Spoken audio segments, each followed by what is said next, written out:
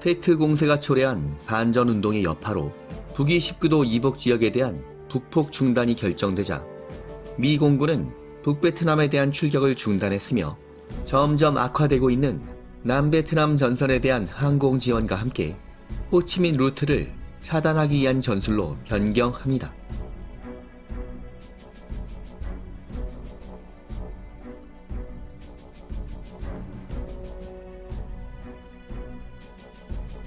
미군에게 있어서 눈엣가시 같은 존재였던 호치민 루트는 중립국이었던 라오스와 캄보디아 영내를 통해서 형성되었으며 북베트남군은 호치민 루트를 더욱 진화시켜 트럭이 다닐 수 있을 정도의 도로로 확장시켜 놓았습니다.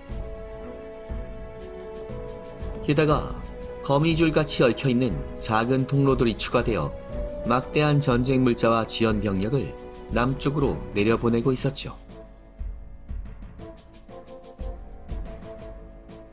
호치민 루트를 파괴하라는 명령을 받은 미군기들은 전쟁 당사국이 아닌 라오스와 캄보디아 영공을 공공연하게 침범해서 폭격을 퍼부었습니다. 하지만 정글 속에 교묘하게 숨겨져 있었던 호치민 루트는 하늘에서는 식별이 어려워서 정확한 폭격이 어려웠으며 폭격으로 파괴되더라도 며칠이면 쉽게 복구되었으므로 미군을 골치 아프게 만들었죠.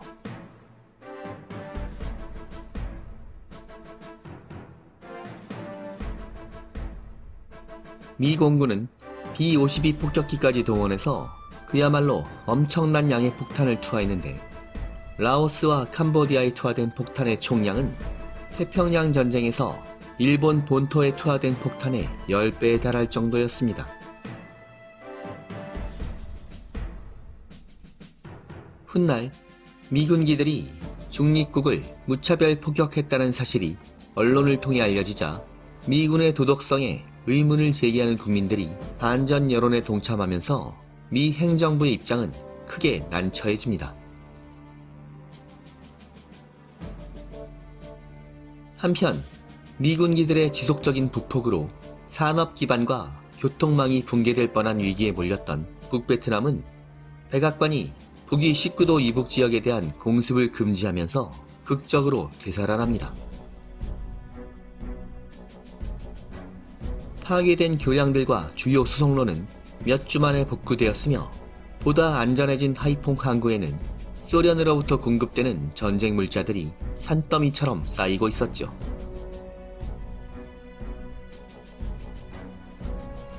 역시 벼랑 끝까지 몰린 상황에서 분전하고 있었던 북베트남 공군도 한숨 돌렸으며 지난 몇 개월 동안 중공으로 후퇴시켰던 미그 전투기들을 모두 자국의 비행장으로 불러들이고 베테랑 조종사들을 중심으로 전열을 정비합니다.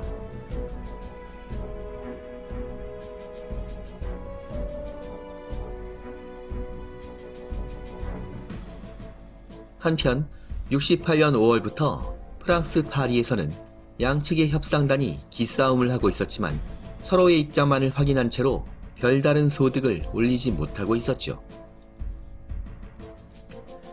미군이 한 발 물러서며 공습을 완화하자 기세등등해진 북베트남은 미국의 협상 제안을 받아들이기는 했지만 미국의 요구사항을 수용할 생각은 전혀 없었으며 그저 협상을 질질 끌며 군사력을 복구할 시간을 벌고자 했습니다. 북위 19도 이북에 대한 북폭을 중지하는 당근을 던졌던 존슨 대통령은 북베트남 남부에 대해서는 공습을 더욱 강화하는 채찍을 사용해서 북베트남 협상단을 압박하려고 했죠.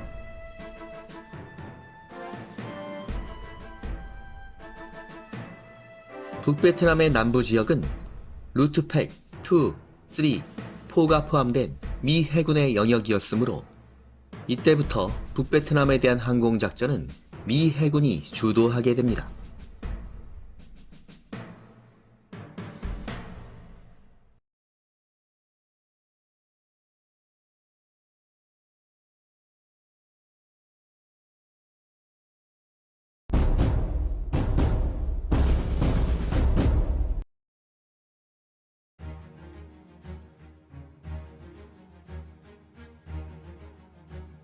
미 해군의 항공모함들은 하루가 멀다 하고 수십 대의 함재기들을 날려보내서 남쪽으로 이어지는 주요 수송로와 군사시설에 대한 폭격을 실시하고 있었습니다. 이렇게 되자 북베트남 항공군은 68년 4월부터 남부 지역에 비행장을 건설하고 미국기들을 이동 배치시켜 미 해군을 견제하기 시작합니다. 지난 8개월 동안 미 공군기들을 상대로 상당한 성과를 올렸던 미그 21 조종사들은 사기가 크게 오른 상태였으므로 그동안의 전투 경험을 바탕으로 미 해군기들을 요격한다면 훨씬 큰 전과를 달성할 수 있을 것으로 보였죠. 그런데 북위 19도 이남의 지역에서는 그동안 북베트남 공군이 누리고 있었던 홈그라운드의 이점이 거의 없었습니다. 북베트남의 방공 레이더망과 샘 사이트는 하노이와 하이퐁 인근에 집중적으로 배치되어 있었으므로 남쪽 하늘에 대한 감시와 요격 통제 능력은 부실했던 것입니다. 북베트남 방공군은 남부의 요충지 비인 인근에 대공 레이더와 샘 사이트를 건설하려고 했지만 이를 눈치챈 미 해군은 하루가 멀다 하고 함재기들을 날려보내 일찌감치 파괴해버렸죠. 반면 미 해군의 항공작전은 훨씬 유리한 상황이었습니다. 북위 19도 이남의 지역은 폭이 좁은 편이어서 연안에서 작전 중인 미 해군의 레이더 순양함들이 밀도 높은 감시망을 형성하고 있었던 것입니다. 만약 미국이들이 순양함의 레이더에 포착된다면 미 해군은 F-4B 팬텀을 유도해서 스페로우를 사용한 원거리 요격 작전을 구사할 수 있었으며 레이더 순양함들은 고성능의 함대공 미사일로 무장하고 있었으므로 이제 샘의 위협을 걱정해야 되는 쪽은 북베트남의 미그 조종사들이었죠.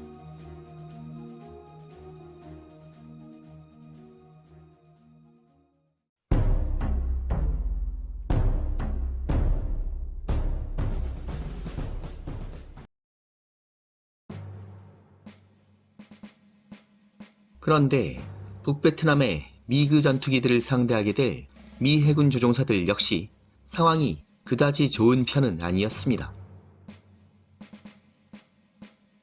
3년이 훌쩍 넘는 롤링 썬더 기간 동안 미 해군 조종사들은 공군과는 전혀 다른 환경에서 작전하고 있었는데 공군 조종사들에 비해서 유리한 측면도 있었지만 불리한 점도 많았습니다. 북베트남 연안에 양키 스테이션에 전개한 항공모함에서 출격하는 미 해군기들은 일단 날아오르면 1시간 이내에 목표 상공에 도달할 수 있다는 장점이 있었죠.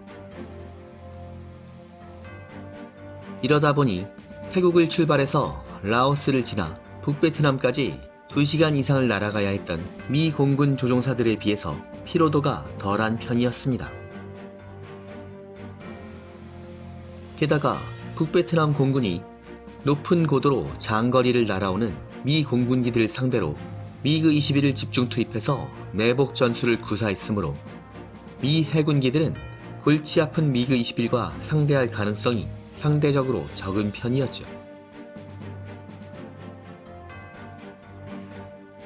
따라서 미 해군기들은 목표 상공에서 거점을 방어하고 있었던 미그 17과의 교전 기회가 훨씬 많았으며 미그 17은 기관포만으로 무장한 아음속 전투기여서 미그 21에 비해 상대하기가 수월한 편이었습니다.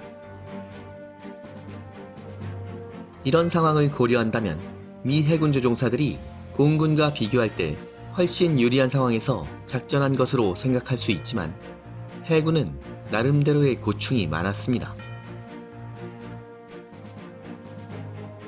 빠른 속도의 제트기들이 항공모함의 좁은 갑판에서 작전하다 보니 이착함 중에 사고가 발생할 가능성이 높았으며 함재기들을 지원하는 승무원들의 작업 강도 역시 높은 편이었죠.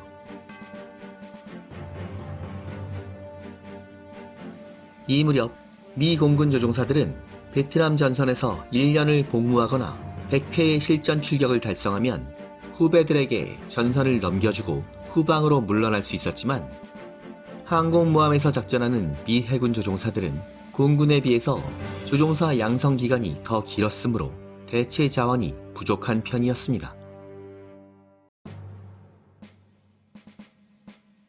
따라서 일단 항공모함 비행단에 배속되면 최소한 3년의 복무 기간을 채워야 했는데 소속된 항공모함이 대서양에 전개할 때는 정기적인 훈련만 시행하며 여유로운 시간을 보냈지만 항공모함 전투단이 베트남 전선으로 투입되면 하루가 멀다 하고 위험한 실전 출격에 나서야 했었죠.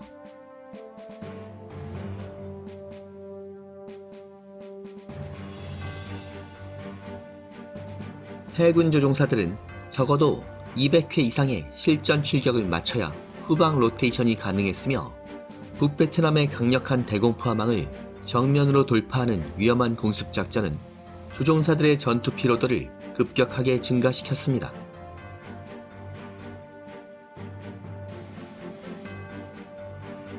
게다가 조종사들과 항공모함 승무원들 역시 비좁은 함상에서 긴장 넘치는 생활을 매일 지속하다 보니 엄청난 스트레스가 누적되고 있었습니다. 이런 상황에서 롤링 썬더 작전이 3년을 넘어갈 정도로 길어지자 인재와 우연이 겹쳐 각종 사고가 발생합니다. 1966년 항공모함 오리스카니에서 폭발 사고가 발생해 44명이 사망하는 참사가 있었으며 67년 7월 29일에는 항공모함 포레스탈에서 엄청난 폭발 사고가 발생해서 무려 134명이 사망하고 수백 명이 부상당하는 참사가 기록되기도 했었죠.